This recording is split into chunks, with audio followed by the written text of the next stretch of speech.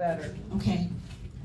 Hello, my name is Jody Broom, and this is my Sharing Solutions partner, Beth Miles. We welcome you tonight. Thank you for taking time to be with us. Got the sign-in sheet going around, and we also have, where's it at? Over here it is. Okay, so anybody new, I can give you our welcome folder.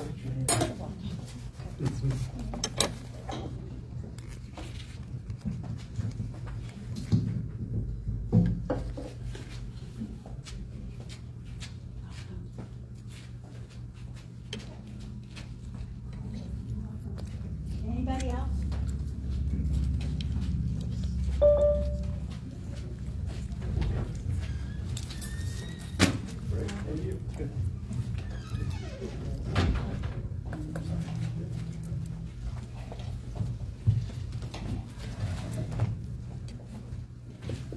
I want to pass out some special needs and living magazines, which is they are absolutely our partner, along with Start DD. And those who don't, I mean, everybody pretty much here knows who it is. So there's a couple that we, I want to make sure you guys have a magazine. And inside there is how to get it in your mailboxes. And this could be for everyone, because now, since Rick is kind of outreach to Portage County, they are now accepting, you can get a hard copy in the mail now instead of it having it done virtually. So if anybody would like one, let me know. I'd love to get rid of them, so please take them off my hands, because they're getting heavy to carry around. Okay? Okay.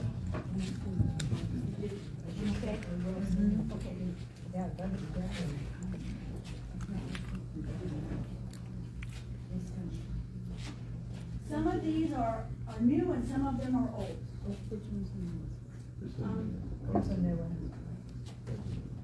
You want that one good? This one's the new one. And you hate to just throw them away. She got one.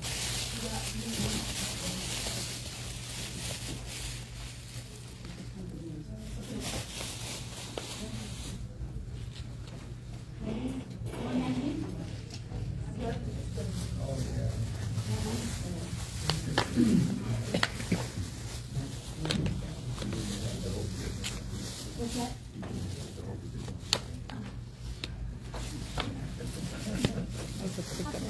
Okay. Sure. Still trying. It was really all down in Florida. It's a capybara.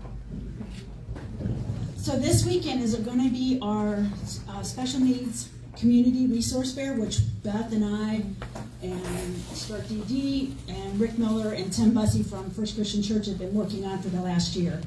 As of right now, we have 81 vendors that are going to be taking part in this. It's a 10 to 2 at First Christian Church, and right 10 to 2. And so we would love to have everybody stop out. It's such a wonderful event. They're going to be doing, the church is doing a bake sale for their missions. Right. And yep, they did a wonderful job last year, so we're excited. We're excited to have them take part again this year. And I read Gary Tonks is going to do a breakout session. Yes, Okay. Gary Tonks is going to do a noon breakout session. So not only you're going to get to talk to different vendors, you're going to listen to Gary talk too. So if anybody would like, I'm going to set these out. Please grab a couple. We still need it out in the community. So if you'd like, please start helping us promote it. On the tables also, the Davida Domer, who was here last year last month from JFS, has given us the new information for the contacts for the waiver unit. Please take them and keep them near. So whenever you have a question about your waiver, Here. what's that? They can hear. Okay, that you can give them a direct call to them. So you won't have to worry about talking to somebody who doesn't know what a waiver is.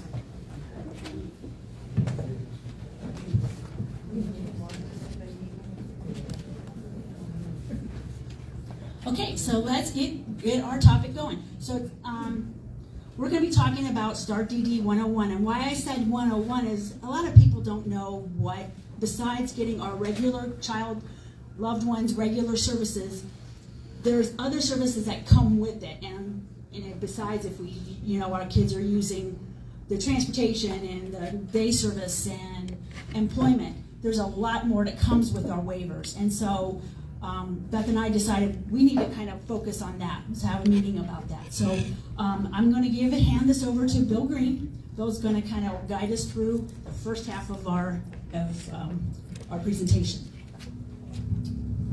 Thank you very much. So good to be here.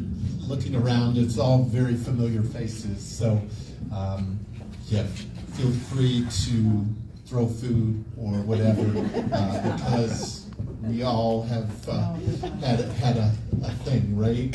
One time or another over the past 14 years. Do want to especially call out Richard Hoffman. He was our board president for many years, served as a board member.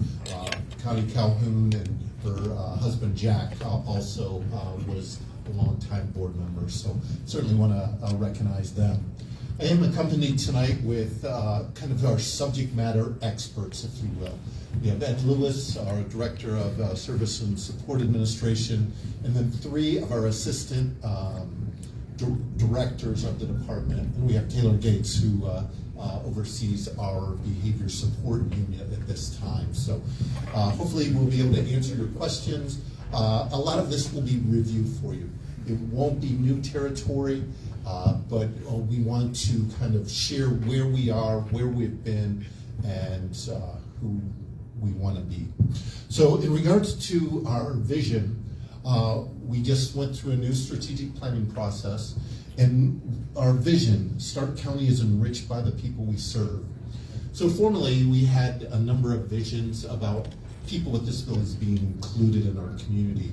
We wanted to recognize their value because they do enrich our community. So we kind of flipped the coin, if you will, and our vision is Stark County is enriched by the people we serve. Our mission, you know it, supporting people with disabilities and their families. We have changed our values as well. We really looked at our staff. We really got input from our stakeholders and the decisions and how we will make them, how we'll filter every decision going forward.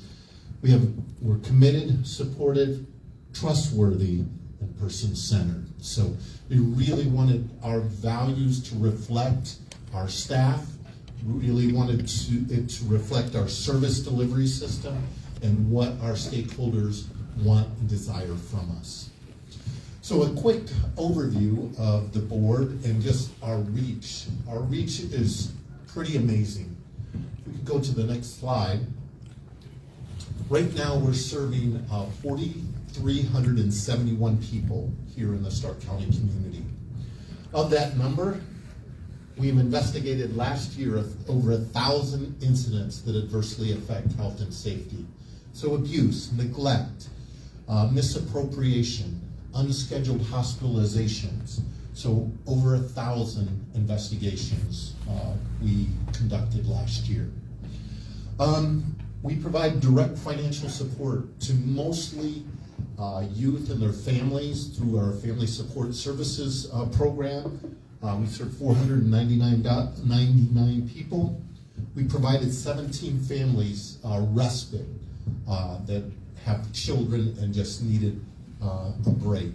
And so that is a service that hopefully you'll be hearing more of because we want to expand those respite opportunities, especially for our families 6 to 22 years of age.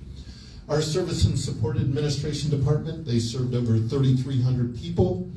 And with that, they wrote 5,550 individual service plans. And you wonder, how is that possible?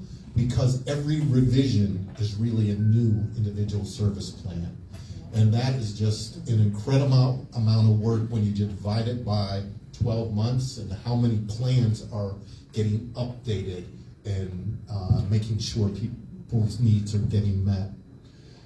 We are assisting 267 people transition from youth to adult. We have 2 school programs right now. We have a preschool that's serving 80. We also have a school age program, which is Rebecca Stallman Southgate School, and we have 80 people there as well. As far as home and community-based service waivers, as far as new allocations where a person needed a waiver, had identified immediate needs, we last year did 138. Something that our reach has gotten incredibly farther and deeper into the community is in our earlier intervention program. We served 869.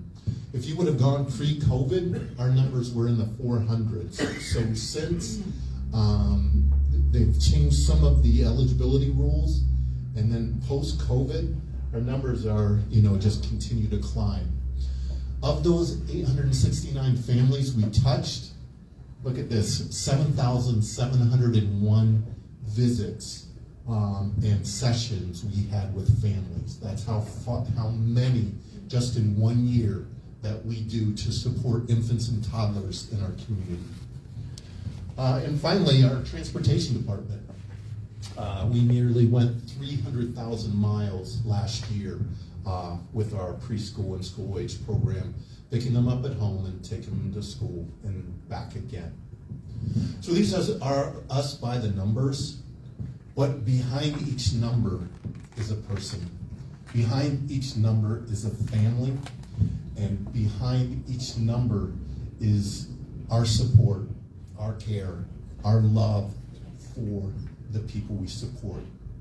So though we support over 4,300 people, how we have to do it is one person at a time. And that is that relationship with our developmental specialists in early intervention.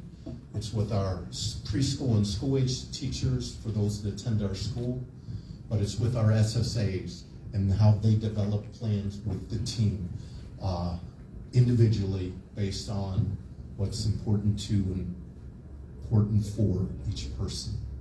So that's just a high-level overview. A lot of it's not new territory for us, but I did want to just share kind of where we were for 2023. I think the numbers is going to be even higher in 2024. So I'm going to turn it over to Ed Lewis, Director of Service and Support Administration. Hello, thank you. Yeah. We're doing like a little bit of a panel, so I'm not trying to be rude, but I'm going to speak for just a couple of minutes and then hand it off. Like he said, I'm Ed Lewis. I'm the Director of SSA. Joining me today in this panel is Hannah Kraus. She is one of our Assistant Directors. She oversees intake eligibility and our career navigation and employment services. We have Paula Kovac, who is over our youth and behavior support teams. And then we have Jessica Hofarth, who is not only our assistant tech, but also more of our general waiver guru and services of that nature. So if we can skip a couple slides.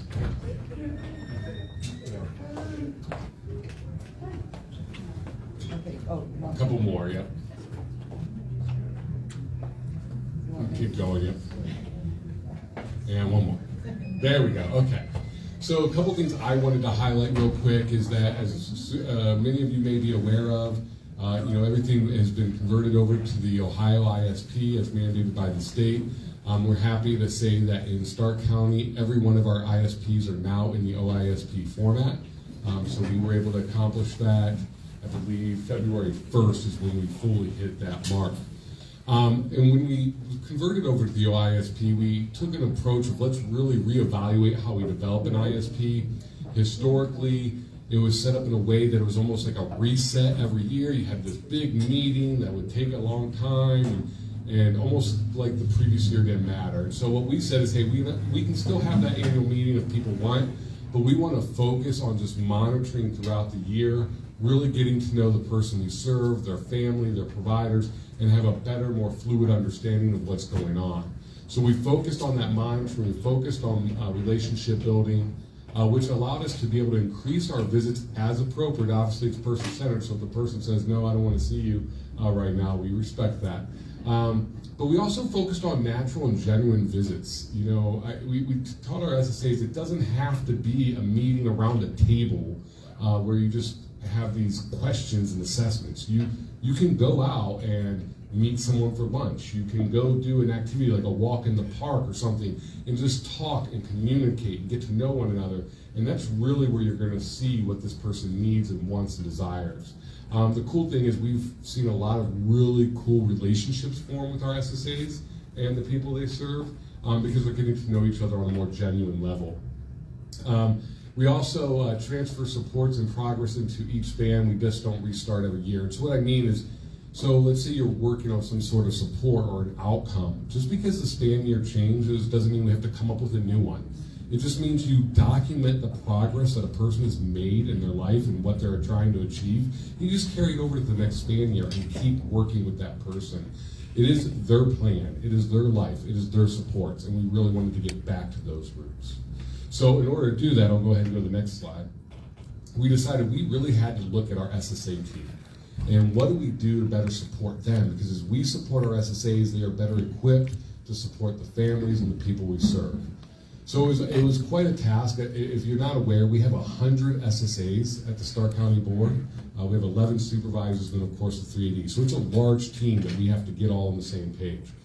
But what we did is we created an improved 5-month new SSA training curriculum. So anybody that is just coming to the board as a new SSA, they go through training for 5 months before they're completely set out to start managing the caseload on their own. The first 60 days is all shadowing and more of like book learning all those details. And then they spend 3 months of doing a more intensive shadowing where they're actually starting to write plans, but they're working with a mentor, they're working with their supervisor. They have a team of support around them so that they can be the most successful as they possibly can. We also have introduced a more of a coaching model with our SSAs instead of an older school disciplinary model. So if we see an SSA is struggling, we sit beside them and coach them and help them write, help them do a better job and focus on what their needs are. If they're excelling in one area, we celebrate it. If they're lagging in another, we just give them the supports and the training they need to improve. We give them a flexible work schedule, which helps assist them with proper life-work balance. If they're happy and they're able to do a better job. But it also supports our families, because now, if you have to meet with your SSA, it doesn't have to be at 1 o'clock in the afternoon. They can adjust their schedule to meet you later in the day so that, families work, families are busy. And it makes us more accessible and more flexible for the people we serve. And the best part about it is, I know it's been a big thing that people have been talking about, new SSAs, SSA turnover, but since we've implemented these changes over the last 6 months, we've seen a greatly reduced number of SSAs turning over. I dare say, I don't want to jinx myself, but we've only had in 6 months to bring on 1 new SSA. And that is just a fantastic job where we're sitting at. So we hope we can keep that going. Now, I'll let these guys get into the meat and potatoes of what you guys really want to hear. They're going to give you a high overview of everything. When do you want questions? Well, I figured at the end we can just do questions. That way we don't get off track of everything, if that's okay for everybody. So they're just going to go high level, 5 to 10 minutes about their respective fields, and then you guys can just fire away. All right? Yeah. Good evening, everyone. Like they mentioned, my name is Tana Kraus, and I have been with the board for about 12 years, and then in leadership for most of my time.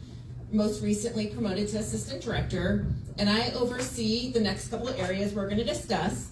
So one of the first things is eligibility and waiting list. So how eligibility works for county board is it's determined as you first enter the door. Now, depending on what age you enter the door at is going to determine how many times we have to do your eligibility. But if your child starts with us at age 3, we are mandated to do eligibility at 3, 6, and 16. If your child starts with us at age 18, then we do it once at 18, and then there's no other mandates past that. So 3, 6, 16 are the absolute mandated ages. And then eligibility can be redetermined for reasons that include, but not limited to, so if we see transition age youth, kind of gaining some skills. At that time, we're able to relook at eligibility. If there's a change in functioning level or county transfers, so yes, all 88 counties do the same eligibility assessment, but we all, as we transfer people between counties, will look at each other's assessments and assure that we're all on the same page. How you start the process is by contacting our intake line, and the phone number is up there. Another thing about eligibility and waiting list is the Medicaid waivers are granted based on an assessment called the Ohio Assessment of Immediate and Current Needs.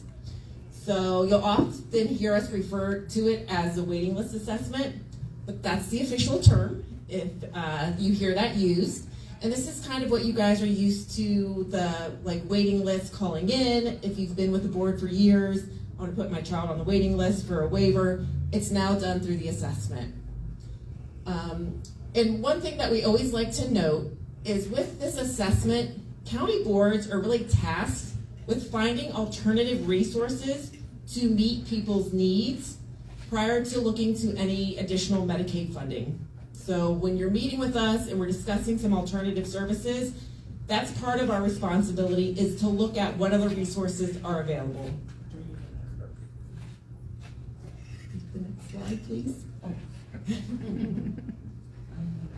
Another area I oversee is career navigation.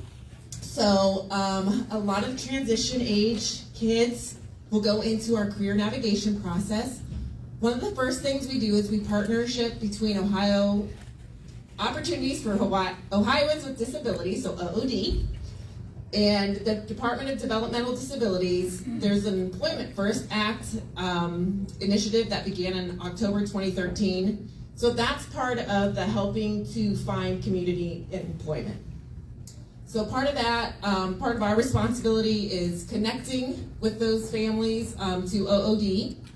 We also will assist with transportation to and from employment. We assist with connecting people with resources, one being OOD, another one being our own resources, to further someone on their path to employment. Just kind of a general statistic here, approximately 270 people we serve are employed in the community with limited amount of supports needed. So, and as most of you are aware, community employment is ultimate goal. We would love to see people that we work with working in the community, so it's great to see that we are already supporting 270 people in our community in jobs.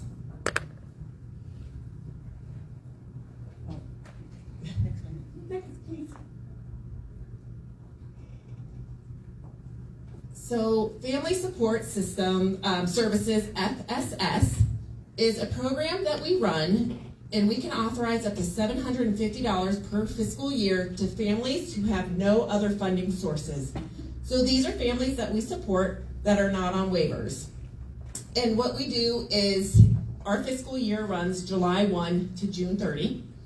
And so applications are sent out to families, they fill them out, send them back, and then the amount allocated is determined based on like a sliding scale of family income. And then also there's a part of like, depending on when you apply, what quarter of the fiscal year, how much money can be allocated at that quarter. FSS is really used for things to help maintain a person in their home and help them gain resources. So things like adaptive equipment, summer camps, specialty nutritional needs, or some of the areas that can be used with the $750. That's me. Hello, I am Jessica Hofer. I've been with the board quite a long time and pretty much always have worked with waiver services. So just a quick snapshot, there are 3 Medicaid waivers that the Ohio Department of Developmental Disabilities and then each county board have oversight of. So the individual options or IO waiver, the level 1 waiver, and the self-empowered life funding waiver or the SELF waiver. With all of these, we are tasked with assessing the need, authorizing services, and monitoring those individual service plans. So as Ed mentioned, we do this, in a very person-centered way where we're meeting people where they're at and, making connections with folks. I thought it was interesting to note that we have about SSAs with about 30 cases each is kind of where we want to be, and lower than that if possible, because we want to be able to be out there doing those kind of get-togethers and getting to know people. Okay, that's fine. You can go ahead and go back one, flip back one. Yeah. This slide looks really full up there. So, when we were getting ready for this, Jody, I think, had sent an email that had a list of all the different services and things that people have questions about. So, these are just a few that come up often. So, Homemaker Personal Care, or HPC, is that direct care for someone. It could be shopping, helping with bathing, routines at home, those type of things. It can be provided in the person served's home, their apartment, or sometimes shared with roommates. So we know we have lots of people who live with 2 or 3 other folks, and they all share that service together. Transportation is provided for activities in the community. It could be getting to and from day service or employment. There's a new service called self-directed transportation for people that are enrolled on waivers. And so family members, friends, neighbors can now be compensated to provide that transportation to people. Day services, there's so many different choices when it comes to what to do during the day that can provide social or vocational activities if somebody is not quite ready for that community employment. So that's another big waiver service that is used. Shared living, I think I may have even talked about shared living here before over the years. So shared living is a service that is able to be provided for a person enrolled on an IO waiver only that is over the age of 18. And the person is actually living with their direct support provider. So that could be a related person or a non-related person. And the purpose of that is really to include people in a family setting and be able to provide services in that way. And lastly, home modifications and specialized medical equipment. This is something that as SSAs we talk to families about very frequently.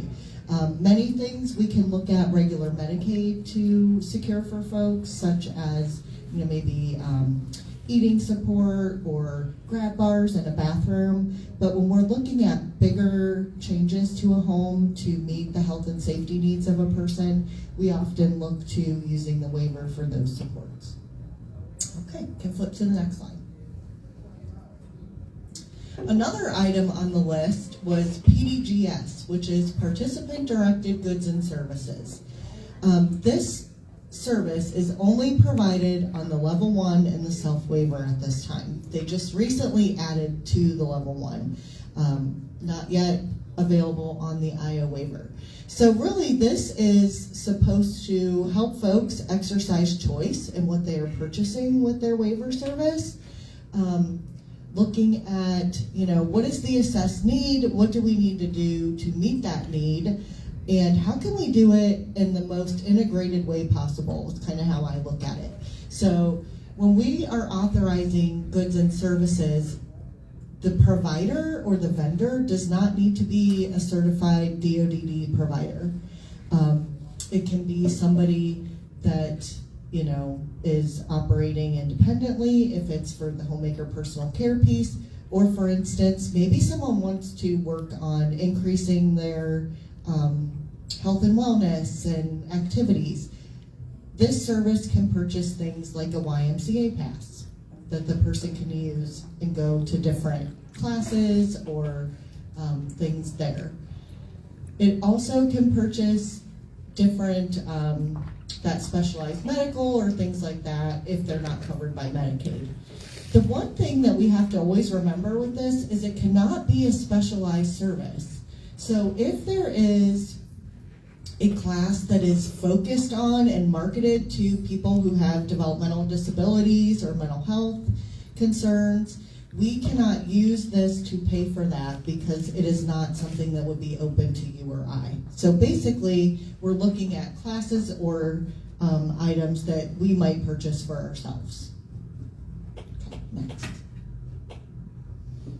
And then lastly, I think this was on the list, but then we threw it in as well because tech matters. So just about a year and a half ago, there was a new rule that has been put into place that says that we need to look at using technology first. And so when we look at this, we're looking at assistive technology, which might be items that you can purchase one time, like an automatic medication dispenser, or an Alexa smart device, a Ring doorbell, things that might increase your safety at home and could do the same for the people that we work with.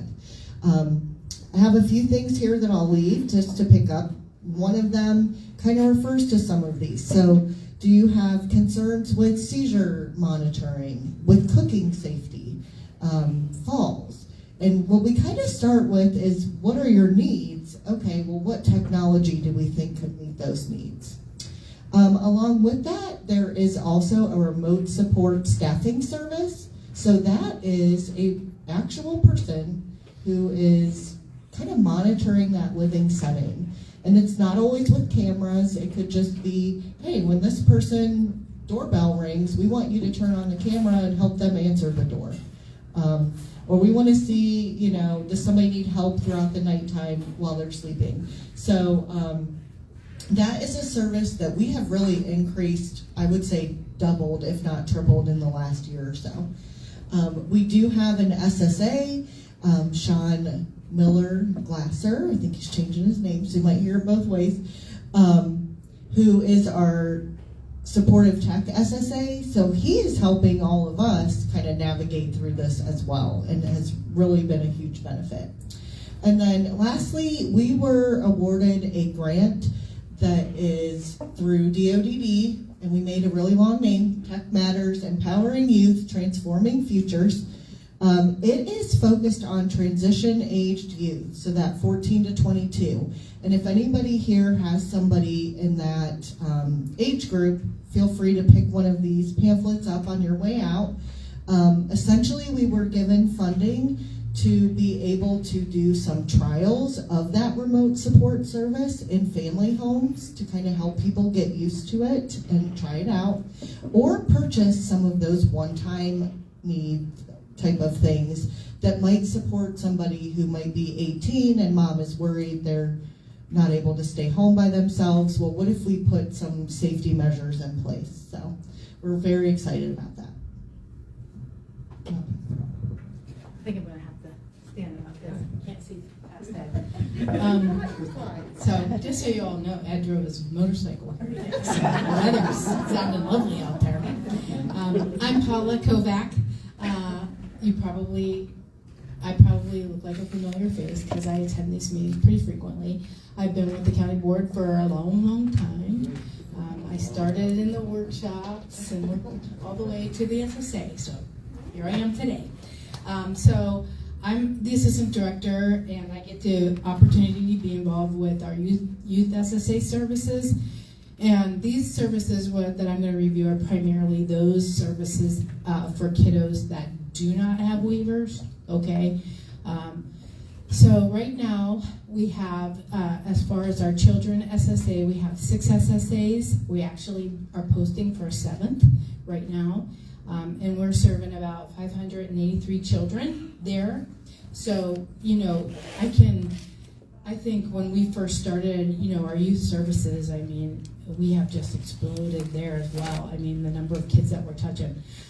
So like I said, we have 583 children, and that's ages like 3 through 14, transition age.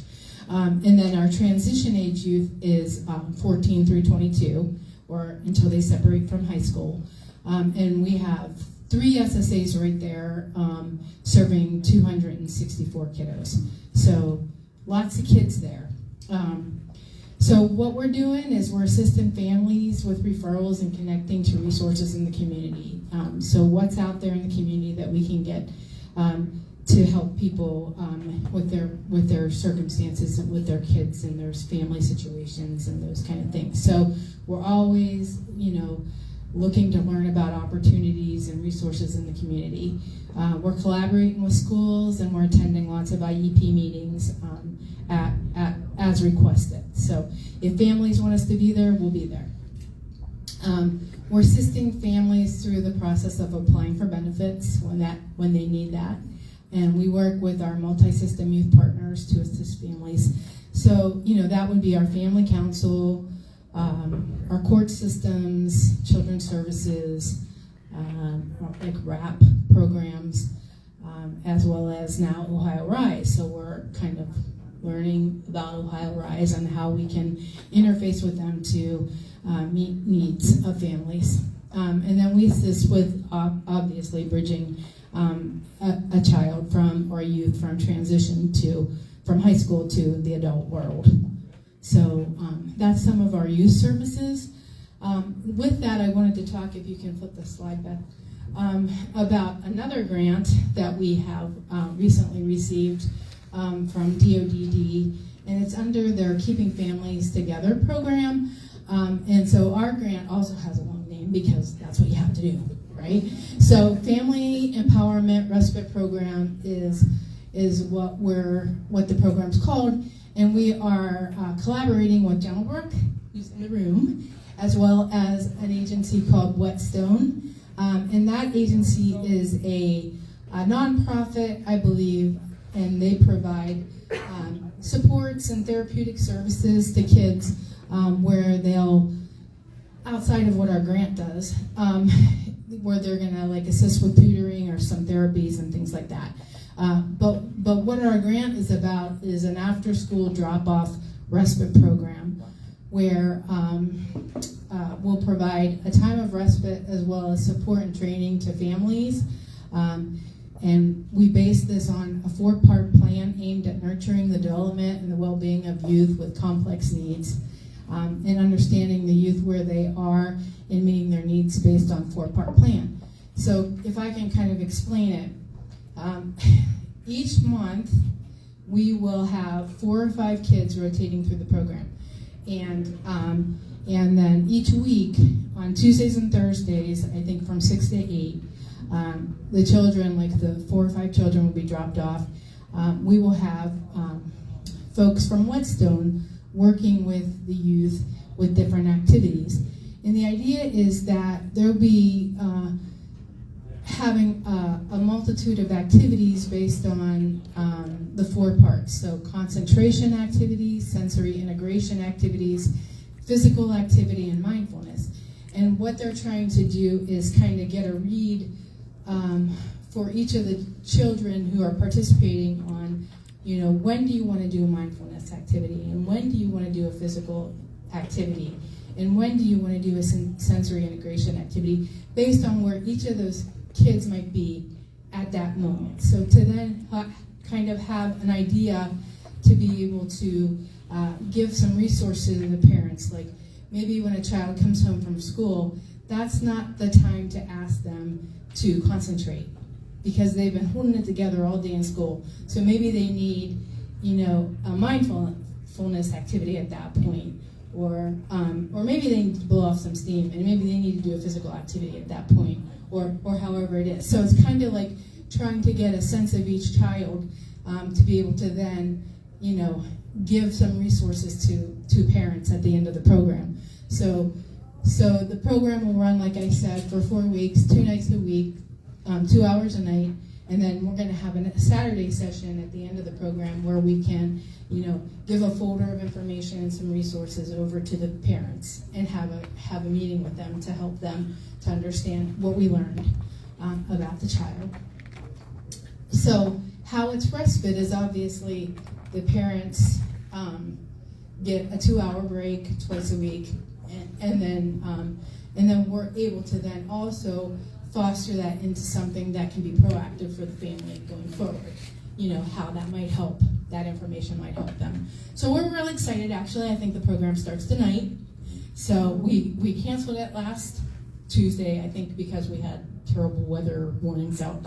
So So it starts tonight, so it's probably happening right now. So hopefully it's going well. So we're excited about that program. And then the last slide that I have is last but not least, please let me tell you, because it takes up a lot of time, and for good reason. I get to oversee with Taylor behavior support and our restrictive measures. So sometimes, well, every SSA's responsibility is to assess risk of harm, right? And all that we do, we're always assessing and we're always looking at risk of harm and what are potentials for people to get hurt or hurt others, and or potential for legal sanction.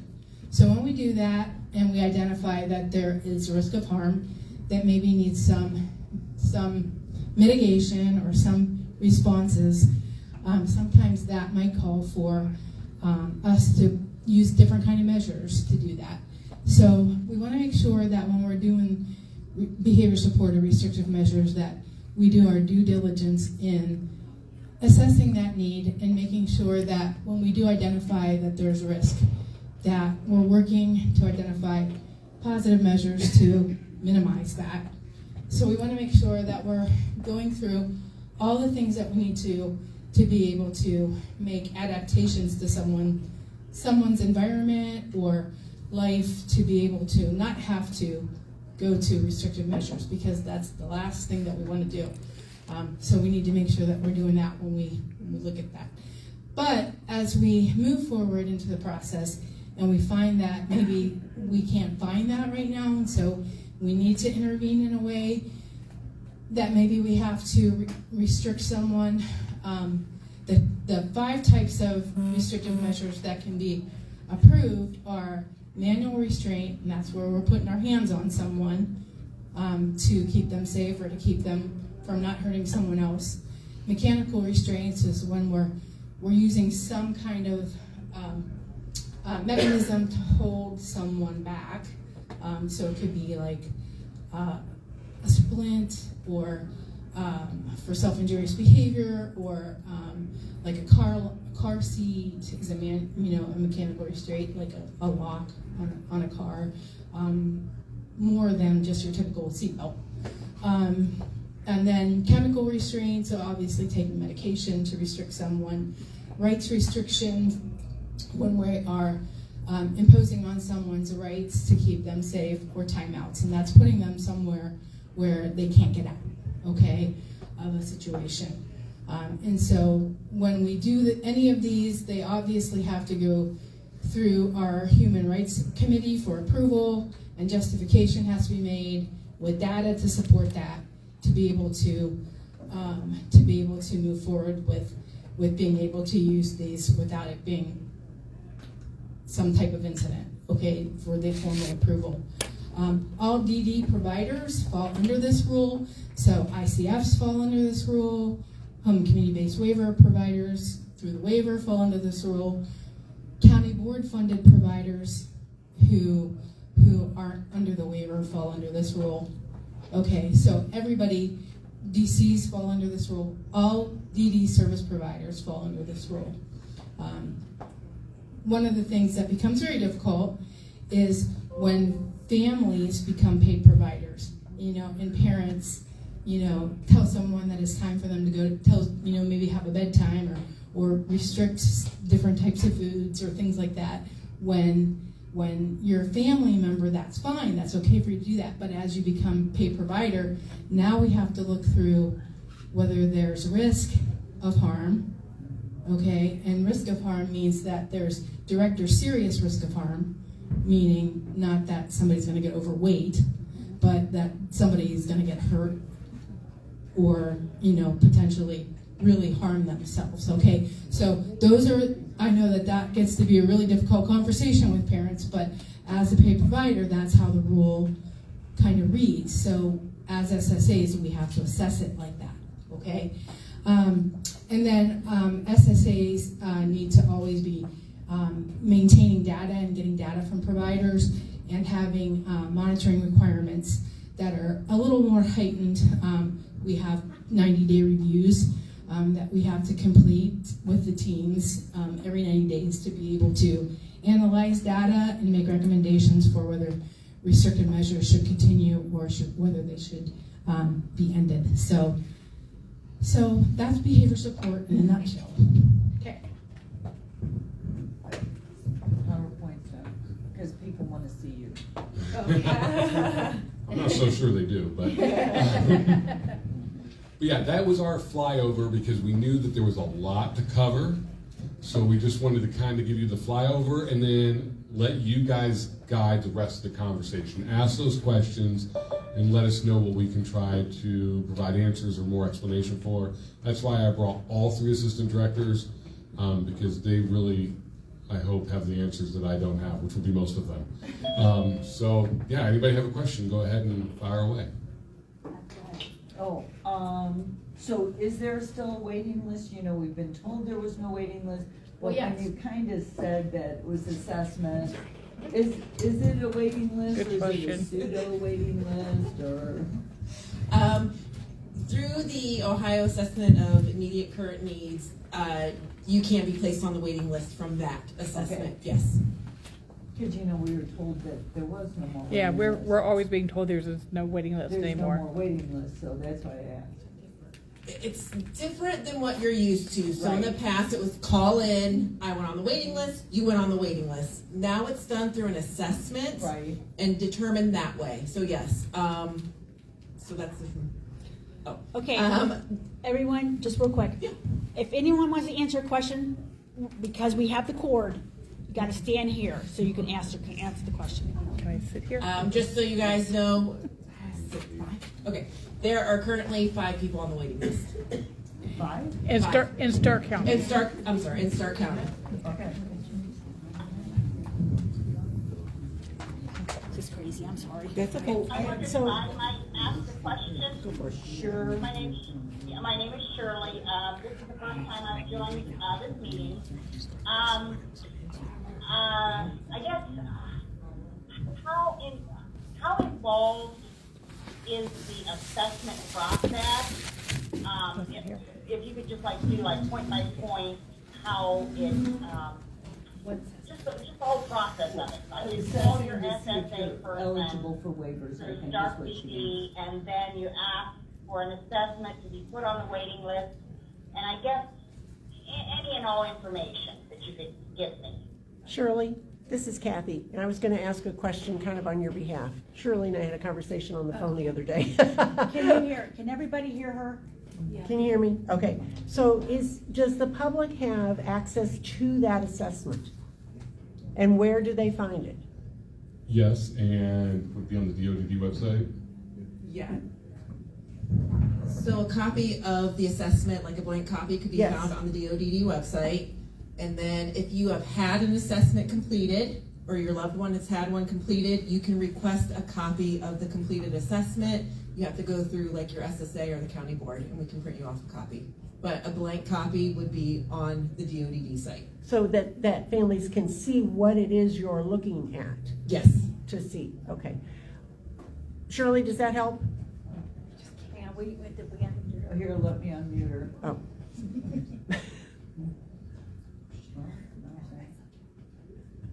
So I just go to the Stark DD website, and then I'm going to type in assessment. No, Ohio DOD. And it should take me to the paperwork. You need to go to the DODD website. Ohio DODD I'm sorry. She can message me tonight. I can give her the Okay. thing. Becky can help you. Yeah, I know her too. And you should come to the resource fair because everybody's gonna be there. Like, Okay. Stark County Board's gonna be there, and you can personally talk to them. Okay, perfect. I plan on going, and that's this Saturday. Yes. Yes. Got it. Thank you. So then that kind of brings me to my next question, because that people will ask us when our kids are a little, ahead of them, and that's kind of the whole thing, is how do we help each other? My question, with your SSA training, is this by design or default? It feels like we have to know what's available and say, hey, we want this.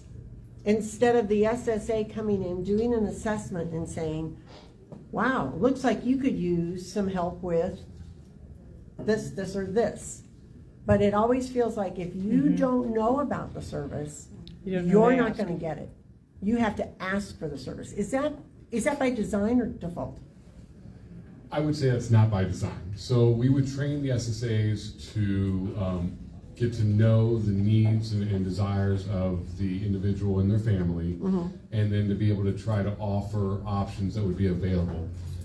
What you may be experiencing is probably twofold, right? One is, it is no secret that there's been a massive turnover in the SSA community. You know, we've hired probably around 50 SSAs in the last year and a half to 2 years. So you may have a little bit of them not fully knowing all the programs out there, if I'm being completely transparent. Yeah. And the other part is you, I mean, there's no better advocate for a loved one than a mother or a father. So you guys may be aware of something and have a different thought process and you're suggesting something to them. But if you ever feel like the SSA is not offering you services or offering you things, do not be afraid to ask or question or even reach out to their supervisor if necessary and try to see what else is out there. We're more than willing to do whatever it takes, and we are certainly more than willing to learn and educate our SSAs if they are lacking in the understanding or knowledge. Okay, just to share that it's a common problem, that we're talking amongst ourselves because I didn't know that. I mean, that other parents are my best source of information. And I appreciate that. But I feel like that the county should be a better source of information. Yes, and we want to get that out to you. That's why, you know, you see us, we do monthly training with our SSAs, trying to get them as much information as possible. We're also doing things like updating our website so that it's more accessible to you and making things available to you. And we also have to remember a lot of times, and we run into this, I mean, I don't think this is what you're speaking of, but in general, what one person may have available to them might not always be the case for everybody. So when we do speak to other people in the community, yeah, there might be a service being offered that's not offered to you, but there might be a reason for it. So just ask what about that service and see if there's a reasonable explanation. So I'm going to kick off of her and what you guys did today, because there's a couple. Hello. There. Is that better? Yeah, if I want to eat this? Okay, so there's on the DODD website, the Ohio DD website, there's also, you can go on waivers, and it would tell you, like, some of the things that they didn't talk about was career planning, clinical therapeutic intervention, environmental accessibility adaptions, functional behavior assessments, home delivered meals, individual employment supports, money management, Ohio Medicaid state plan, participant family stability assistance, and specialized medical and equipment supplies and support brokerage. So I would imagine if you go on there and you see something that I would say like money management, because I think all of us, our families need money management so we can teach our kids how to deal with their credit cards, how do they deal with their debit cards, how do they deal with cash, you know, so we just go to our SSA and say, hey, can we get this service? Correct? Yep. Yes. Absolutely. So I would suggest going on the Ohio DD website and looking at what is what is available for your waivers. Because again, this is what I got off of, and like Jessica said, I sent this to them, because I wanted people to know, our families to know, yes, transportation and day service, everything that we already know, but the things that I just said, I guarantee none of you guys knew. So we want to make sure you guys know. Okay, Jennifer? Eat the microphone. Yeah. Good Because we got evening. people online listening. I will do my best to project. Good evening. My name is Jennifer, and what a beautiful time that we have together. I'm so happy that I made it here to this meeting, and I'm confident this is a very hopeful room. So I'm grateful to be here with you. So this is not a waiver question necessarily, but for parents and guardians of individuals who are connected with the DD either through waivers or other resources. And I've been thinking about this for several months, and I wanted to ask if there's any way that we could look at putting together a group of maybe businesses or places in the community where a parent or guardian could just go and have a quiet place. So just to like be, and not necessarily a library, even though I like libraries, but what about like if there's a business that's like a coffee shop where you could just go and get a cup of hot water and just sit there and like write notes on a notebook or read a book or something like that, and that it's not that the business is okay with that, just to have a change of scenery if you need to. Like sometimes I just want to think through some things. Now I love my children and I love home, but that's not necessarily the most effective place for me to think deep thoughts. So I believe that we have a really great community, so just something that I've been kind of brainstorming about personally. Also, I wonder if there are any resources specifically for parents or guardians who are caring for children or young adults or beyond young adults with exceptional developmental needs, and also caring for their parents, because my parents now have some exceptional needs, and so there are a lot of exceptional needs happening around me. And it's very exciting, so I'm wearing a hat and just happy to be here. So if you know of anything like that, I think that is a critically needed area, because that which leads me back to why I'm looking for a nice quiet place. That doesn't, and I know I could go to a coffee shop, or I could, but just I think to have places that are, like safe places for parents and guardians just to go and just to like something with a hot tub. It doesn't have to have a hot tub. I just take a table and a chair and just quiet. So, thanks. Yeah. I guess to address the best I can, I mean, I can talk to Bill. We can probably work with Lisa, who's in our communications and community advocacy role, to see how we could look and possibly develop something like that. I get what you're saying, almost like a place that is open and welcome to knowing what your struggles are, and realize that you don't want to be bothered, you just need a moment. Yeah. And then likewise, you would want to support an organization like that, because you know that they understand you. So yeah, we can definitely talk to our communications director and see what we can do in that. Do you mean Lisa Paramore, the extraordinary? Yes. Oh, fantastic. Okay. And do you know of any resources for parents or caregivers who are caring for younger and older family members? I am not aware, but this gentleman here is raising his hand, so. I'm first off, I'm a provider, so I have been around the block. Ed and I have been together. Paula, I'm sorry, I know we've talked, but I've been a provider for over about 15, 16 years.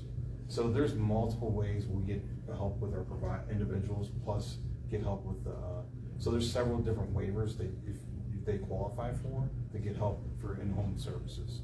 So you have over 60 waivers, and you have regular waivers. So over 60 is part of the Ohio Department of Aging waivers that would help with anything from transportation to home care. Like you have anywhere from, I think it's like 2 to 4 hours worth of home care, up to as much as they can do to keep you in the home. So I guess in the regard, just so everybody online knows, a gentleman spoke that there would be similar waiver programs for seniors, but it would be through the Department area of Aging.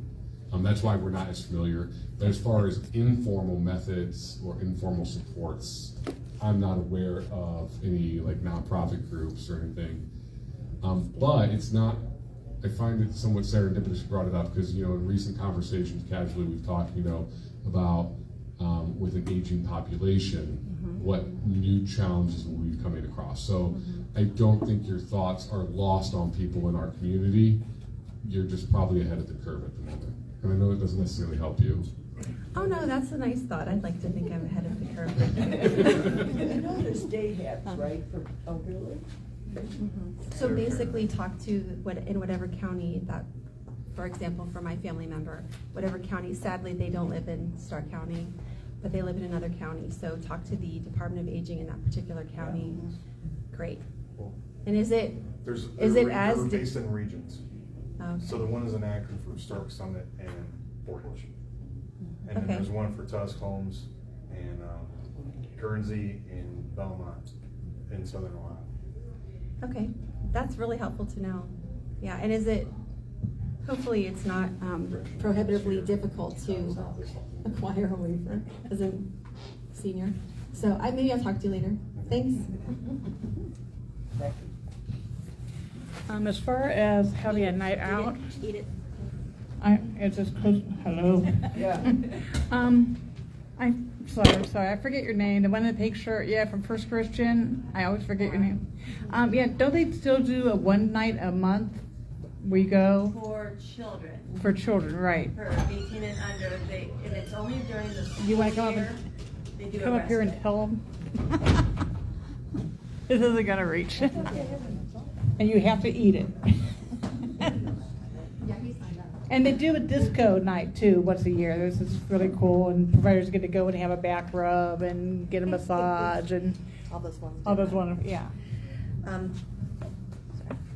During the school year, so September through May, skipping the month of January, First Christian Church does have respite the second Friday of the month from 6 to 9. And, right? Yes. Yeah.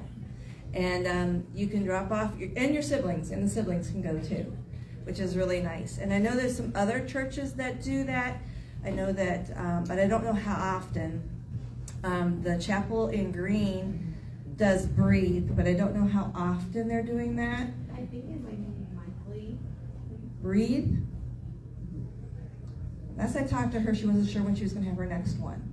Maybe So I'm not real sure. But Amy will be at the provider fair. Yes. Yeah. Does that answer your question? Yeah, thank you. I knew you guys did it, so. So a couple questions. Remember, well, that's gonna happen First Christian, because it's gonna happen Friday night, because we're setting up, Kingdom Builders. well, No, no, that's no, Sunday. no, that's, Oh, okay. yeah. Oh, That's so- why, that's why we couldn't do, remember, we couldn't do the Oh, hallway, okay. because they're having that Friday night. So somebody online said Area Agency on Aging was the resource. Did you hear Area that? Agency Yes. on Got it. Aging. It's part of the DOD too. Okay, so I have a bunch of questions. Your mileage that you mentioned, how many miles you guys did? And you said that was up to age 22, but isn't that funded by federal government? That's because if we as providers or parents can't get paid for taking our kids to school because that's federal dollars paying for transportation. Yes, so that 300,000 would be our school program. So we do have like our own school buses that transport our students back and forth to the school. So that's what he was referencing. Okay, and that's because the schools can't handle those kids, and so they're refusing to transport them, so you guys are gonna have to do them? It's not, we're collaborating with our local school districts that have, where there are students of higher needs that maybe a typical school would not be as beneficial. So say there's severe medical needs throughout the day or something of that nature, we would provide that service in our school setting, and then we work together with the school districts in order to take care of the busing and the education requirements. Okay, your training that you were talking about, your different types of training, your 5 months training, is that just Stark County, or are all the counties doing that? That is just ours that we've implemented. I'm sure other counties have systems, I'm not familiar with those. Okay, I just wondered. Okay. Do you guys have a recreational calendar for DD? Our county has, my county, has partnered with like URR and United Way, and they have a monthly calendar they send out. Hey, we're doing this activity, there's a dance this night, there's a movie this night, come out and join us. Does Stark do anything like that? So we do have social nights that we sponsor at the county board. They're one a month. And then we are also redeveloping our website right now so that things such as a calendar would be more up to date and more useful to the community. So I would expect to see that sometime this year, Bill. May. By May. By May, we'll have a much more robust website that has a better track of that. Okay, your PDGS, whatever, one of you guys have that question? Does that extend, I don't qualify for it, but I was just wondering, does that extend to home modifications too? Yes. So if you say, hey, I know Bob the builder, he's great, he's at work for me, I'd like him to do my whatever, Yes. Yeah. If there's an assessed need that says you need that Like ramp for on ramp your or house, a wide. it does not need to be a certified provider. Okay. It could be about the building. Okay, because years ago they had to pay to be able to be on your provider list. That's why I wondered. Yeah, he doesn't need to pay anything. They go through a fiscal management system who processes all the payments. Okay.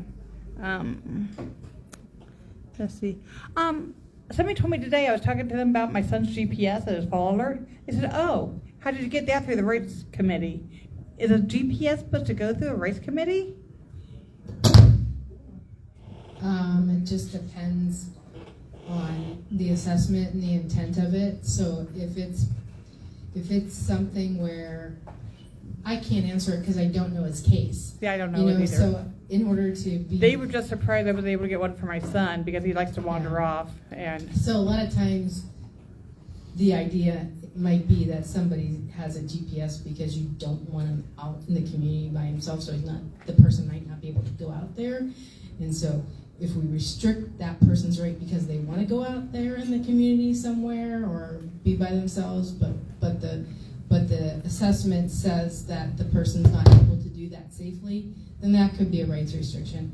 If it's because someone's out there and they're able to be by themselves for 15 minutes in the community, but they might take a left turn by accident, and you just want to know where they're at, then maybe that's okay. So it really has to be about the person and the assessment and the intent. About why you're getting it, okay. Yeah. What is the qualifications you need to be an SSA in your county? It's the same as everywhere, or should be, as far as rule. You have to have, we say that you have to have a 4-year degree. Okay. And we look for you to have a related experience, but that's not always necessary. One of the things that we did that we found that gave us an improved quality SSA and an improved department culture is we didn't just go and hire new SSAs that had 10 years experience in human services. We looked and we tried to assess people that were here for the right reason, had energy and had a passion to want to do this work. And as a result, we've seen an improvement in the amount of service that we're able to give to people. So if you have that 4-year degree, and you have a little bit of experience in the field, we're training you up the rest of the way. Okay. Had 2 more in my mind. Oh, on the ISP, is there a spell check on it? I wish there was. I mean, we get ISPs wrote that are so bad we can't understand what they're being said to us. So, Yeah. And the spelling is so bad. I wish there was, and we do try our best to catch that and correct that as we can. It's actually something the supervisors will talk to the SSA about and review with the SSA to improve. And we check 30 plans a month, which I know doesn't sound like a whole lot, but we're checking for quality. We're checking to make sure that they're rule based and that they're actually meeting our standards. So, and then we use that. We do a what I call +1 or 2 model with my supervisors. If you get an ISP reviewed and it has some issues, don't just correct that ISP. Go pull 2 or 3 more from that person's caseload and see if it's a trend, and if it is, coach and train. If it's a one-off, then fine, we correct it. Okay, I promise I only have 3 more. Okay. As a IP or as any kind of provider, what can I do to make the SSA's job easier? It's the same, we ask the same question to providers sometimes, what can we do to make your job easier? And I think the answer is the same in both directions, and that is open communication. Tell us politely when we're not doing well, but also don't be afraid to tell us when we are doing well. We teach our team 3 ideas of how we want to oversee our teams, and that's trust, acknowledgement, and accountability. So we're going to trust each other. You as the provider, that you do know what is going on and that you can do a good job, and we just ask that you trust us. We're going to acknowledge one another as people and acknowledge when we're doing good work. We're also going to hold one another accountable for when we kind of miss the mark. So if we all agree to that, I think we'll be all right. Okay, my last one is you talked a lot about waivers, about kids on waivers and all, but what do you have to offer us as providers? So here's an example. I teach CPR first aid. I get people calling me all the time, and I say, call your county first. I don't want to charge you money if they can do it for free. Yeah. So what kind of training and stuff can you offer? And recently I had a friend say, hey, I went to a CPI training. It was cool. Think you could get it? I called our liaison and we got a group of 4 or 5 people together. We did CPI, I forget the terms for it, training, how to break out of holds and stuff. So it was a 6-hour continuing education class and we got it. So do you do that? Yeah, so in Stark County, we have a gentleman by the name of Jeremy Ballinger. He is our supervisor of provider supports and compliance. So he oversees a rich amount of opportunities for providers. We offer MANT, which is similar to CPI.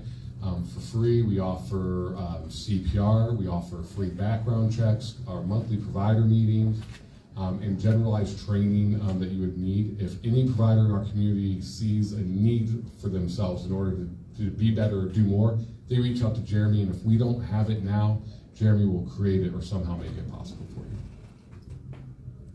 Jessica, I have a question for you. Okay, so you were talking about the self-directed. Is that the $2,500 that everybody gets? That is not part of your waiver.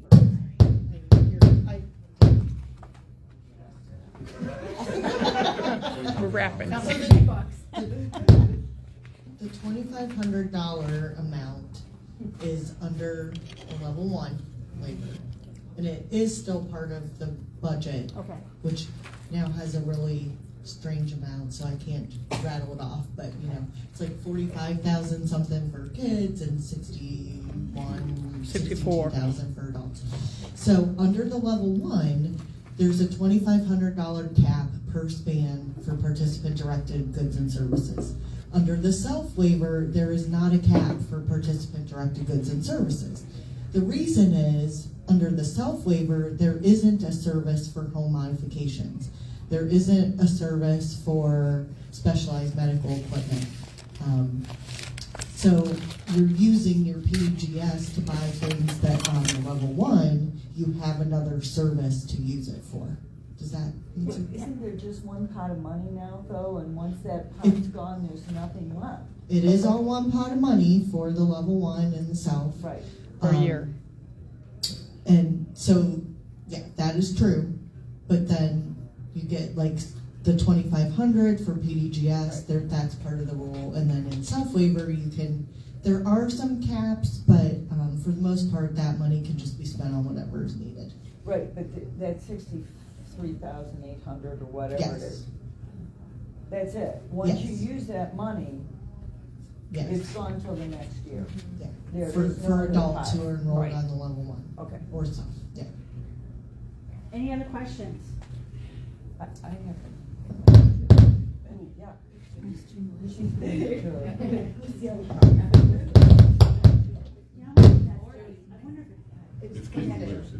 Yeah. The Ohio ISP online. My friend over in Mahoning County and I were searching today, trying to figure out how to view the ISP online. We can't find it. I know it said, go to this, do this, create that, and then it said, not found, error.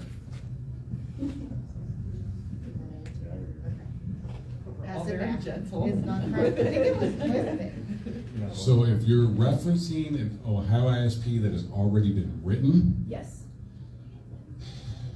So the issue is, this is not fun. Ohio ISP, the state says everybody has to get onto the Ohio ISP. They created it in a system called Salesforce. And then they allowed all the county boards to use a third-party vendor that more closely matched systems that they already had in place. So in Stark County, we use Britco.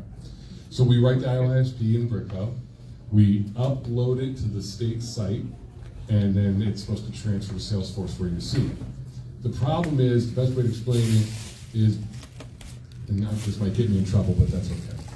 Britco and Salesforce are like two brothers that don't like each other, and they don't communicate real well. And so it's constantly having glitches in which Britco tries to send to Salesforce and maybe it doesn't transfer. The other problem is on the Salesforce side, providers and families are struggling to be able to have the proper recognized credentials to even get access. Yeah. And that's probably what you're falling into. That is the Salesforce side. Unfortunately, we can't dictate to them to fix it. And we don't know what's taking so long. I don't know, do you have any more information, Bill? It's about as up to speed as we can get. Now, I will say, you should be able to get a version emailed to you at any time that you want. I mean, I don't care if you need it every day emailed to you. You know, we might get a little frustrated with you, but it's your right to have it.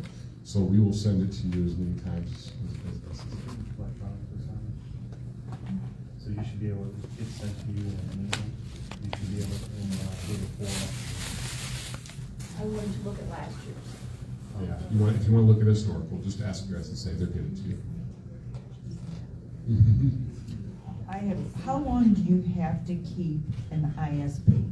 So, you know, we have years, just like your taxes. They've told us that we have to keep them. How many years do we have to keep the ISP? Providers and county boards usually have a 7-year hold. It's a 6-year.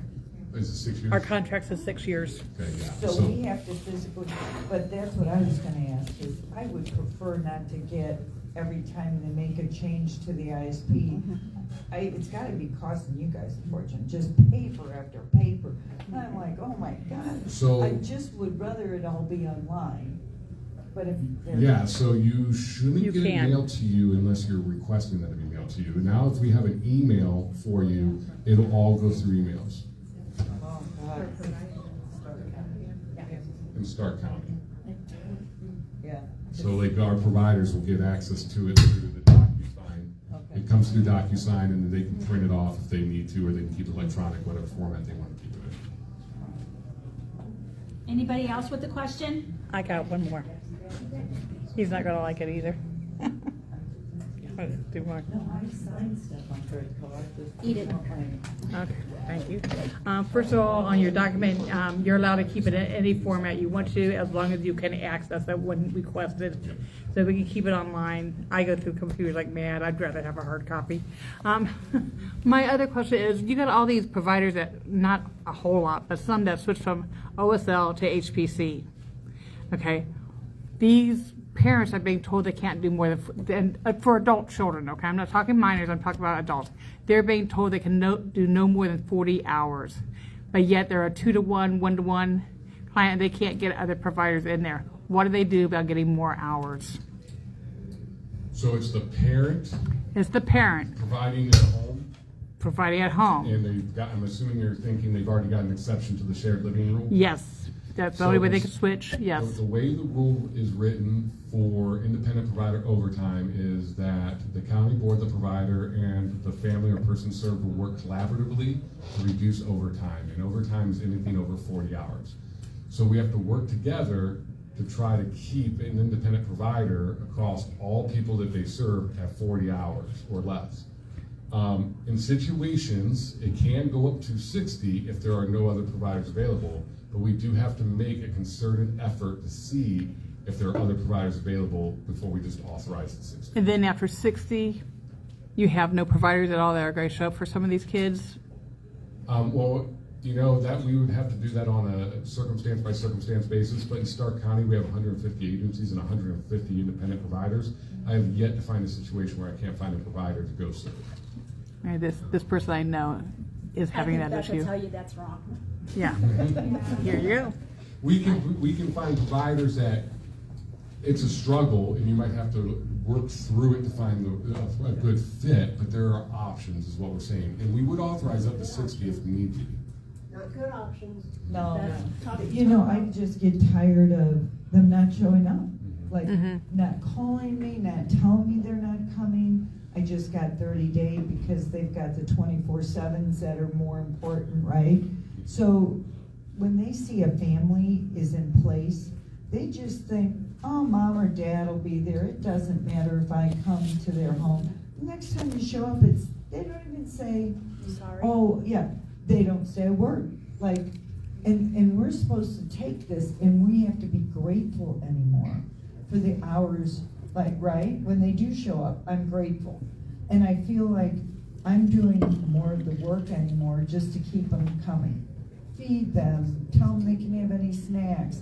You can go outside and have a cigarette. You can have your birthday off. Yeah, have your birthday off, have Valentine. It's getting so hard with these Don't providers get paid for Easter. and trying to keep these girls happy.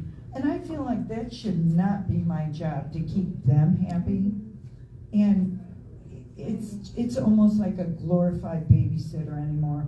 Honestly, I'd rather pay somebody $20 an hour out of my own pocket to come into my home that I know is gonna show up and take care of my kid than these providers. I'm so mad at these providers. Jody knows, I'm like, and the thing is, we make plans with people. Sorry, they didn't show up, can't Or they do it. get sick 4 weeks right in a around row the that meeting. happened to me. 4 weeks. And I feel like the providers need to be punished, like, not punished, but there has to be consequences for these providers when they say they're gonna do something for individuals or families and they don't do their jobs. Like, and I get it when somebody's sick. I don't want you sick in my home. Get that. But not to just show up, not to call me, just, it's okay. And I think I make it easy on them. I'm not asking. A lot of times, we've been doing the baths. We're trying. You're doing all the work. We're while doing they're the work, or playing on making their sure phone. there's a meal there because we're afraid to ask them. And I gotta tell you, I know you don't want our individuals in ICFs, but we're all aging, and that's what's gonna happen. We're gonna need more ICF beds, because what else do we do? I mean, it's getting to that point, Alyssa doesn't sleep through the night, so it's not like I'm asleep all night. We're up. It's just so frustrating. I just feel like providers need some type of, there's gotta be consequences when you're not providing the service you promised. And I get that they can't. She's had 6 providers And I'm in a right, year. and I'm interviewing again. And I'll back you up, Beth, you're not alone. No. What the story she's telling is not unique. No, and it makes you feel like, is it me? Am I not doing it? Not at But, all. no. You're doing And, too much. Yeah, and I really said this, I've said this. I know that you guys don't want our kids in ICFs, right? Ohio doesn't. The state has tried to limit ICF beds, but I see it coming because. What's your other option? What's your other option? If you just burn out so bad you can't do it anymore. Yeah, Beth is one injury away from putting Alyssa in an ICF. She's one injury away. Yeah. And she wants her child at home. Yeah, She because she's dying. Alyssa is neurodegenerative, and we're all dying. Alyssa is, so I'm trying to keep her at home until I know it just is not feasible anymore. And I'm getting, my parents are now like, Beth, maybe it's time. And it's like, they're forcing my hand. And that makes me mad because it's supposed to be person-centered. And I know I don't know. I can't even say it because I just get so mad. Well, and I can say that, obviously. That was my fault. 1 second, please. All right, is that better? I hear what you're saying. Before I was the SSA director, I was the manager of provider compliance. So I dealt with a lot of the struggles you're dealing with. And yes, I say that we have all these providers and there are options, but I also hear that there's also a lot of options out there that don't meet the grade that families and people are looking for. The only relief I can really offer you, and we're really hopeful for, is that the state of Ohio and all the county boards have come together and committed to those rate increases. The first one went in January and the second one for July. I know that doesn't give us an immediate help, but the hope is that with rate increases, providers are in a position where they Some can of them provide better aren't pay. getting the rate increases. They're not. They're Nope. not. And the other thing, I know, but so some of this is going to be like the state is kind of moving this ball, and we're in this with you because as much as it frustrates you, it frustrates us as well, and we're just trying to work through I it. think part of the problem, and it's going to sound really bad, so you guys can all think of what you want. I'm finding that they are also on Medicaid. A lot of them. 40%. They don't want all the hours because they don't want to lose their benefits. And so even though you're giving them those increases, and the only reason I know is because I've talked to them, And so I think it's helped the ICFs to increase and the HPC and the day habilitations, getting better quality people. But I still think with the providers, some of them aren't. When you know, I don't think they're paying enough, but some of the girls are they kind of like getting the free stuff. And that's hard then, right? Yeah. And I also want to be clear, I know it may be the image that's been kind of out there, is that, but we're not, as a county board, we're not opposed to ICFs. I mean, if that's the best interest for a family, then so be it. We just want to support whatever direction you want to go. Right, but the state has limited the amount of beds. That I cannot speak to. Yeah. Roxanne? Well, the feds have Hey, put a lot Roxanne, of, come here, eat the the microphone. feds have put a lot of those conditions on. It's not just the state of Ohio. I mean, in general. Roxanne, please. But we have a kinda lot know of it. good information to share. I mean, yes, we would love more ICF beds. Eat it. And we want those ICF beds to be used for individuals that can be in the community as much as possible. And that did not used to be the case with ICFs. ICFs were very institutional. And we kind of have all spectrum because we have them that are in homes and out in the community and they're ICF, but we also have medically fragile in our buildings. And we feel that those medically fragile, a lot of them are stuck in nursing homes, which is not where they belong. They need to come into the ICFs. But we don't have any more beds because we can't get beds. But it's really not the state. The federal government mandated how many years ago that you're going to get rid of X number of ICF beds every year. So the state was mandated that it had to start closing down ICFs. You know, the DCs, and a lot of the DCs, I mean, I think that was good, but there's still a place for DC care. And when you have severe behavioral individuals, when you have families that just can no longer care for them, and there's no ICF beds, what choice do they have? You know, so it's not that Stark County doesn't want people moving into our ICFs, it's that families want to have as much community base that they can. And a lot of ICFs do not have beds available for them to move in. You know, we bought 18 beds a number of years ago, so now we're opening up 2 more 6-bed homes. But once those homes are open, we don't have any more beds. You know, people will say, when are you going to open another one? It's not us that is going to stop building. I mean, we would love to open more small homes and let them be community-based, but we can't because the state doesn't have the beds, and the feds aren't going to let the state increase their beds. But we're all aging too. We are. So another option that's similar to an ICF, and we work with General Brook and everybody else in this, is, you know, you can still have a congregate setting with 4 or less, and can still have these providers that do ICFs also provide in that setting as well. Yes. And you can get similar quality without having to worry about the ICF beds. So that's something we work with local builders through capital improvement dollars out of Columbus, in which Columbus uses monies to build homes specifically to be committed for homes for people to be used in the DD community for 15 plus years. We build, an average 2 a year or so. So we are also looking as instead of an ICF, because of the limitation, we can build these homes that can house up to 4 people, and then we can bring someone in like a General Brook to provide a similar service. And with the staffing crisis right now, even if you can get a waiver and get your individual into a group home, that still doesn't guarantee staffing. You know, the staffing crisis since COVID has affected people at home, people in group homes, people in ICFs. Everybody is struggling. And they said, I went to a conference the other day and it said that we're down 40% in staffing in long-term care. Well, and they don't really have any light at the end of the tunnel for how we're going to recoup. So you got to be real creative in how you do your staffing. And that's across systems too. Yeah, that's not just the DD community. You know, that's assisted living, SNFs, you know, skilled facilities, home care for aging. It's everywhere. But you've really got to become creative. You've really got to give people what they want in a job, and we're just not used to that in our world. You know, we need you 8 hours a day, 12 hours a day, whatever. You know, and if you don't show up, we're dead in the water. It doesn't work that way anymore. They don't show up.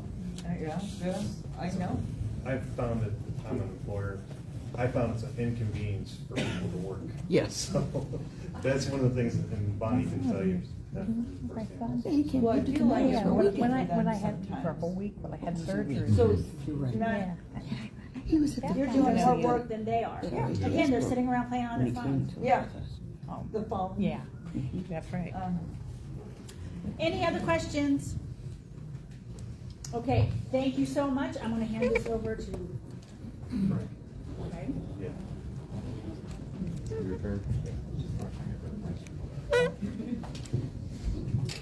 Greg is with LED Transportation. I'm sure that he's a transportator writer for our kiddos, but he's also, I'm sure he's got party buses driving everywhere on the weekends. So. Did everybody sign the sign-in sheet?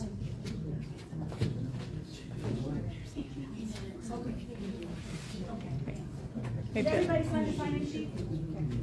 Beth, do you want me to announce my meeting while he's playing the computer? Yeah, that'd be great. Can you just pass that back, please? Oh, never mind, he's ready. Okay, go ahead, Greg. And you can say something when we're done, and we'll be done. Good evening. My name's Greg Elliott. I am the owner of LED Transportation. I've been a provider. I've been part of this community realistically since 1988. I was selected as a Special Olympics coach in the 8th grade. So I've been part of this field on and off for the last, almost 40 years. So I've been a provider. I'm certified to do multiple things. Well, I was established in 2014. I was with another company before that. Roxy knows me. You transported a lot of people though. Yes. We do a little bit of everything. So LED actually stands for, you can go to the next slide. No, that's what I'm trying to do. I'm trying to get it to Start. pull up. No, I'm trying to get it to pull up. Come on. Is that touchscreen? Oh, Can you yeah, just I patch think it? It is a touch screen. Is that gonna work? It's up there. You hear that, Tara? Down button. Yeah, it's open. I'm trying to get it. It's open there, and that's why I'm trying to just go. Okay, here. Slideshow. There you go. Okay. Yay. LED actually stands for Luxury Executive Disability. And how I came up with that name was I was called another company. I had another company name was called Peak Health, and my former partners sued me and I had to change my name. Well, these are actually my wife and kids' initials. I sat in Myrtle Beach when this happened, and I was just writing down all our initials, and that's what I came up with, Luxury Executive Disability. I am actually certified to do multiple things, but I choose to do transportation because I want to be good at one thing and one thing only, instead of being mediocre in 20. A little bit about myself. The reason why I'm so much into the disability transportation, my father had multiple sclerosis. So most people know, and he was in a wheelchair from basically 1996 to 2002 when he passed away. So disability transportation is near and dear to my heart. I did a lot of things to help him when I was not here because I was in the military. But we had started helping us, which found out it was a good thing, but a hard thing. So we've done a little bit of everything. So we'll go to the next slide. I was told I had like 6 or 7 minutes, so I'm trying to go through this pretty quickly. Our certifications. Did you miss the? Did I go? Yeah. Yeah, one. I need to go back. Yeah. Okay, how do I do that? How do I do that? I set things up. I don't do that.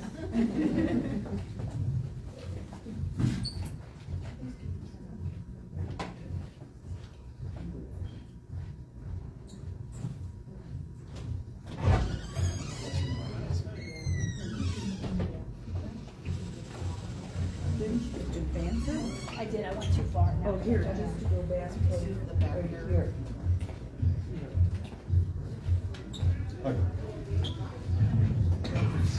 LED's mission is pretty simple. I know it sounds like an elementary mission statement, but it's to help any and all to do to the best of our abilities. not just to their abilities, but to our abilities. We do a little bit of everything. From our disability transportation side, we have our individual development of disabilities. We transport individuals to dialysis, doctor's appointments, airports, weddings, casinos. We do, when I say everything, if I hate to say this, if they're alive, we transport them. We're actually going to go to the next slide, please. Some of our certifications is we're a DODD provider, we're a Medicaid Type 83 wheelchair transportation provider, we're a Medicaid transportation ambulatory provider. We're certified by the Ohio EMS ambulance services. They come into us and certify our wheelchair vehicles. We have a DOT, we're a federalized DOT certified. If anybody thinks the state comes in and does something to you, these people can come in and put you in jail. So this is very, they were in, DOT was in one day, and 3 days later, Ohio PUC was in the next day. And it's just because of the fact that we were a different provider, and we started doing some different things. We're also, believe it or not, we're a licensed taxi cab company in Massillon. We do a little of everything. I am also a Department of Ohio Aging provider also. I'm contracted with here at, it's an acronym, I can't think of it. Direction Home, that's what, I'm sorry. I have so many different acronyms in my head, I apologize. Direction Home, so we transport those, we have a contract with John Family Services. We do a lot of OOD. Down south, we actually just took over another company in southern Ohio in Belmont County that we're doing OOD, and then we're doing some Medicaid transportation down there. We're working our way into the DODD site down there. If you guys don't know, DODD, the Belmont County and Stark County are completely different types of counties. Where in Stark County you have a lot of people that are in a, I hate to say cluster, but they're in groups, where in Belmont County you might be driving 15 miles per client just to pick one up. So we're working our way into those type of things. Basically, one of the things I love to do is I've driven probably 90 to 95% of our clients. And we've had a lot of our clients, I've worked with Ed and Paula for many, many years. I actually get to drive them and enjoy them, because the fact that 1 minute, we all know this, they make you laugh, and next minute they make you cry, or make you upset. But the whole thing is that our clients, our individuals, I apologize, I call everyone clients in my business, but our individuals that we get to build that relationships with them. And our drivers we've been pretty consistent with our drivers. Yes, we all have turnover, just like the SSA department. But our goal is always to keep the same driver with the same people. Now, one of the things we do look at, sometimes we look at is the right driver for the person? Is the driver the right person to be in our company? Or is the individual right for our company? Unfortunately, sometimes we have to weigh those options, because sometimes they don't mix well with other clients, or maybe they don't mix well with that certain client, so we move them to a different route, and it works just fine. So we actually, last year, and I have these numbers off the top of my head, all in all, LED Inc. side, we actually have two companies, LED Inc. and LED Executive Services. LED Inc. side, we did 32,000 transportations last year. 11,700 were to day services, and 7,000, over 7,000 were to community employment.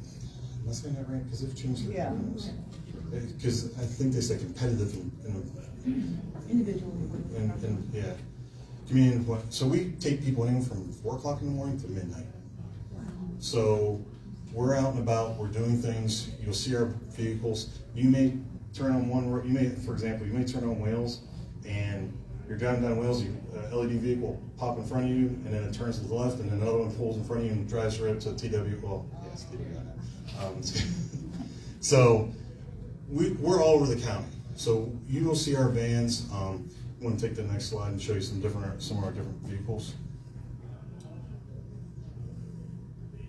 So up here is some of our luxury vehicles. We have motor coaches down to SUVs, sedans. We are trying now our small buses to transit vans.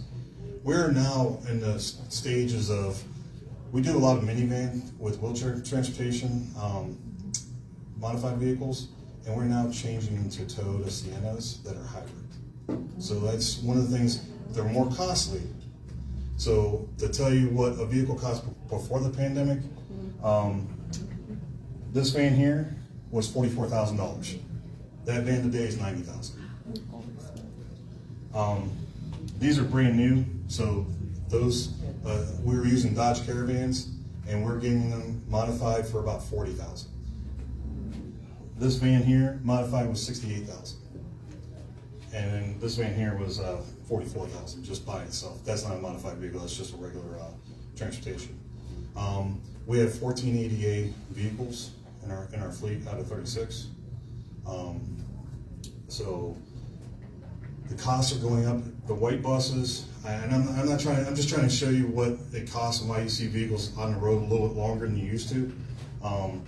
That white bus there was $65,000 new back in 2016, and a new one's $105,000 to $120,000. So, and I'm for a profit. I am not a nonprofit. So, unfortunately, people don't see the sides that we get that we see. You know, you see some of these other companies, they're driving brand new vehicles. Unfortunately, they're able to get allowances through a grant to be able to do that. And sorry to actually monitor that. Sure. So I've been in business. The great thing about being an individual transportation provider versus day services, one of the key things that we like and we talk about is, yes, we have people that have hopped, and I hate to say this, been in 3 different day services over the year or over the last 3 years. They keep the same transportation provider. Guess what? They only have one thing changed, not 3 things changes. So with us being able to do that, we're able to transition those individuals into their new day services or whatnot. The other thing is as a provider, I've been in most of these day services, and I can talk to you privately about them, and I won't down anybody, but I will tell you if your child may not be a good fit there because they may be higher functioning ones, or they may not be a higher fit, or it may be too low for them. They may be in a different environment. So that's the good thing about being a provider. I can actually talk to you about it versus an SSA cannot. They can only say, "Here's your options." So I mean, I don't have much else to say, but thank you. Do you guys have any questions for me? Just to let you know, between the 2 companies, we did a little over 70,000. We transported a little over 70,000 people last year. So we averaged between 600 and 800 trips a week. So, yes. Yeah, we're in Belmont County too.